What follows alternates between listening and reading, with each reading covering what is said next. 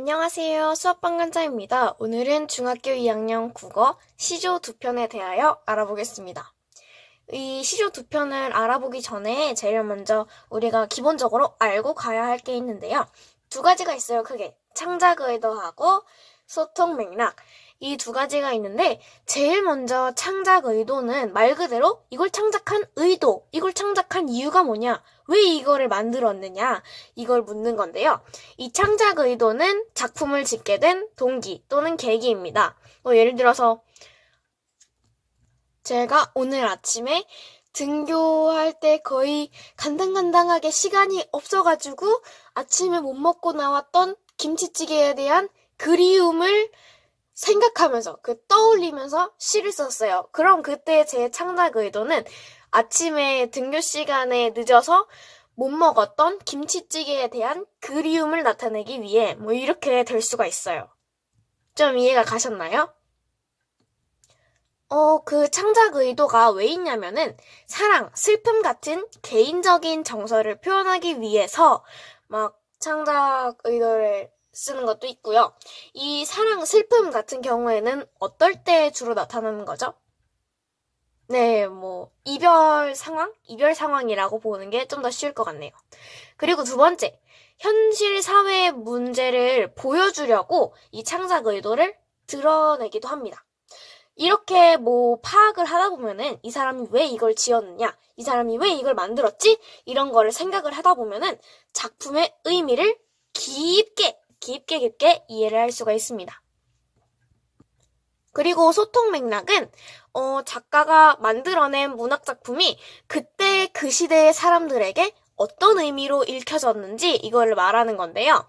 이게 다른 말로는 사회, 문화적 상황이라고 할 수가 있습니다. 이 독자들은 이때 책 같은 걸 읽을 때 당시의 사회나 문화적 상황을 한번 생각해 볼 필요가 있어요. 갑자기 이상한 글이 있어요. 특이한 글이 있는데 근데 이거를 왜 썼는지 잘 모르겠어. 이게 어떤 내용인지 모르겠어. 그러면은 그 시대를 보면은 조금이나마 이해를 할 수가 있어요. 그리고 지금 살고 있는 현대 시대와 비교를 해봐요. 그 당시 사회를. 그렇게 된다면은 작품의 의미를 깊고 폭넓게 이해할 수 있습니다. 얘처럼 말이죠. 자, 이제 시조 2편에 대하여 알아보겠습니다. 제일 먼저 산버들 골라 꺾어라는 시인데요. 이 시는 홍랑이 지어냈고요. 이렇게 돼 있습니다. 되게 짧죠? 이 시 같은 경우에는 맨 마지막에 여기 있는 글자 있잖아요. 맨 마지막 줄에 여기 첫 번째 단어. 이 단어는 무조건 세 글자. 몇 글자? 세 글자로만 쓰게 되어 있습니다. 원래 시가 그래요. 원래 올바른 시? 그냥 원래대로 쓰는 시는 여기 맨 마지막 줄, 맨 첫 번째 단어는 무조건 세 글자로 하도록 되어 있습니다. 이 시의 창작 의도는요, 이미 나를, 그러니까 시적 화자, 이 홍랑을 잊지 말아달라는 의도입니다. 잘 파악을 할 수 있겠나요? 산버들을 골라 꺾어 임에게 보냅니다. 보냈는데 어떻게 하래? 주무시는 창밖에 심어두고 보옵소서. 이거는 그때그때 보면서 나를 생각해달라.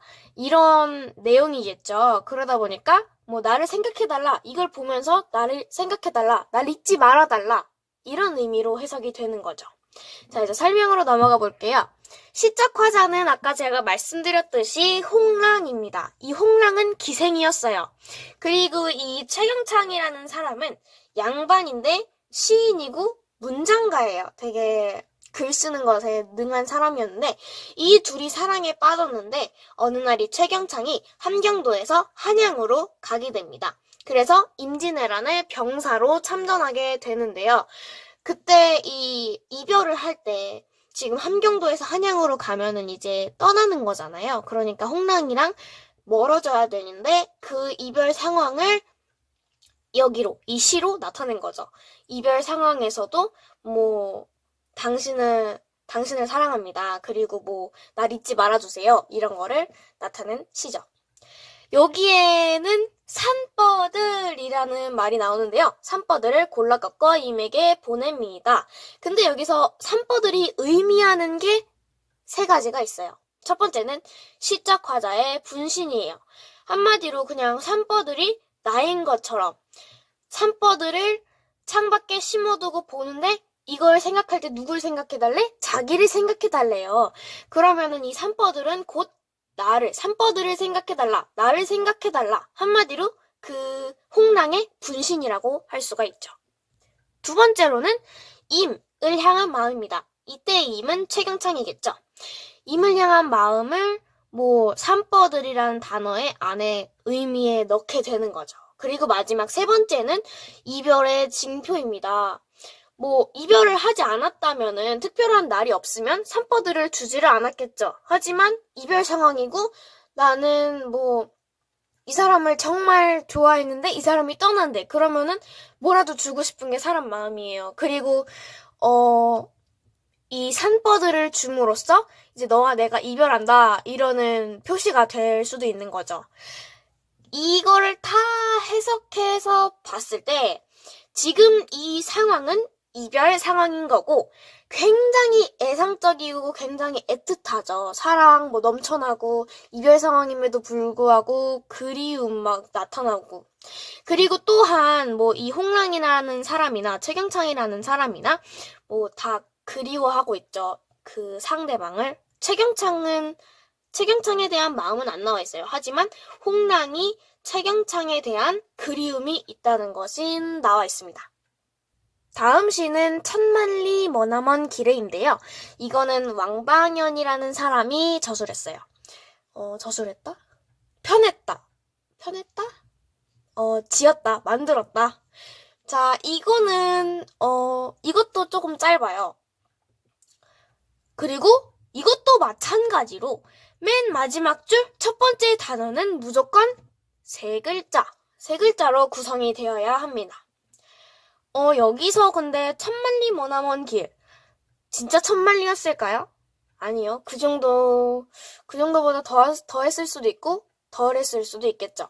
하지만 여기서의 천만리는 심리적 거리감을 나타냅니다. 심리적 거리감을 나타내서 정말 멀게 느껴지는구나 하면서 어떻게 해요? 이별에 대한 그 슬픈 감정을 업 시켜주는 거죠. 자, 그리고 저물도 내 안과 같아서 울며 밤길 가는구나. 여기서는 감정이입을 하게 되는 거죠. 울면서 밤길을 간대요. 지금 자신이 감정이입을 한 거죠. 여기서의 창작 의도는 즉 단종과 헤어진 후의 슬픔을 나타낸 거예요. 자, 설명 한번 볼게요. 시적 화자는 왕방연이고요. 왕방연이 단종이랑 헤어졌을 때 그리고 그리워할 때 이 시를 쓴 겁니다. 이 단종은 조금 불쌍한 왕이라고 해야 되나? 왜냐면은 세조에 의해서 왕의 자리를 빼앗기고 심지어 유배까지 당해서 사약을 먹다가 죽었어요. 이 왕은. 왕? 어쨌든 이 단종은 강원도 영월에 유배를 당했고요. 사약을 먹어서 죽게 됩니다. 그래서 이 왕방연은 단종을 잘 따르고 있던 신하였는데 유배를 당하게 되니까 그 슬픈 마음을 이기지 못하고 이 시를 쓴 거죠.